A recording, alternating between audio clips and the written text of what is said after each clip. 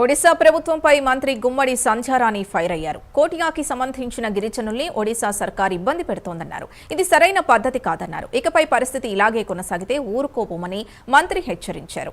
సాలూరు మండలం సారిక పంచాయతీలో మంత్రి పర్యటించారు. 1,90 లక్షల బీటీ రోడ్డును ప్రారంభించారు. గిరిజనుల్ని అన్ని విధాలుగా ఆదుకుంటామన్నారు.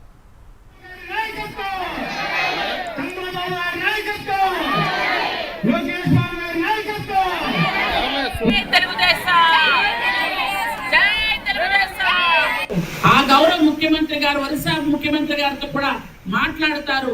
ఈ వివాదం తగ్గుతుంది అనుకున్నాను. కానీ మొన్న 2 గిరిజనులు తీసుకెళ్లి అరెస్ట్ చేశారు. మన 24 గంటల్లో వాళ్ళ ఆయుధాన్ని తీసుకొచ్చాడు. ఆ తలనొప్పి మనకు ఎందుకు అడుగుతున్నాను నేను. ఈసారి ఎవరైనా ఏ గిరిజనుల మీద చేయాల్సినా, ఏ గిరిజనులను అరెస్ట్ చేసినా ఊరుకునే ప్రసక్తి లేదని గట్టిగా చెప్తున్నాను. గిరిజనుల ఇష్టం, వాళ్ళు ఎక్కడ కావాలంటే అక్కడ ఉంటారు, వాళ్ళు ఎక్కడ కావాలంటే అక్కడ జీవిస్తారు, వాళ్ళు ఎక్కడ కావాలంటే అక్కడికి వెళ్తారు. అడగడానికి మీరెవరిని అడుగుతున్నాను నేను. గిరిజనుల ఇష్టం. ఎందుకంటే ఈ రోజు ఇక్కడ 4,000 రూపాయలు పెన్షన్ ఇస్తున్నాం, అక్కడ 1,000 రూపాయలు పెన్షన్ ఇస్తున్నారు. ఈ ఏరియాలో ఉన్నటువంటి పొదమ పంచాయతీ కానీ గంజాయి బంతుల పంచాయతీలో ఉన్నటువంటి 14 విలేజ్ వాళ్ళని ఎందుకు ఇబ్బంది పెడుతున్నారు?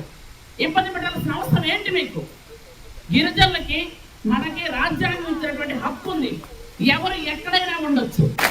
మా ప్రజలు ఇబ్బంది పెట్టడానికి వస్తే ఒప్పుకోలేను. ఇది నా నియోజకవర్గం. ఇక్కడ ఉన్నటువంటి 2 లక్షల మంది కూడా నా ప్రజలు, నా బిడ్డలే.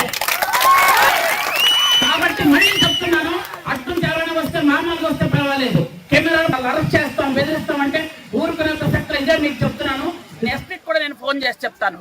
మేము కాముగా ఊరుకుంటున్నాం. లేకపోతే మీలాగా మేము కూడా దౌర్జన్యం చేయగలం.